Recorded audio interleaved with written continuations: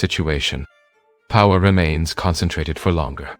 And this reduces the speed of system renewal. New ideas take longer to emerge. New leadership faces more barriers. New structures struggle to establish themselves. And at the same time, this generation has clear incentives to keep the system as it is, because the current system sustains its standard of living.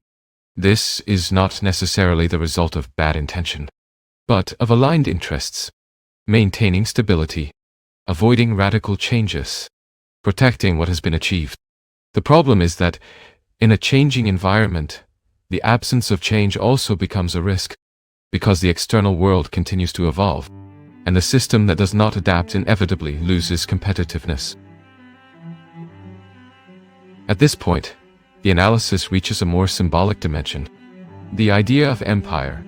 Historically, empires do not collapse only due to external attacks. Many times, the process begins internally. Excessive confidence, overexpansion, disconnection between leadership and reality, and, perhaps most importantly, the inability to recognize one's own limits. There is a powerful image that can help understand this. The image of a force that, in seeking to assert its own greatness, ends up destroying what sustains its existence.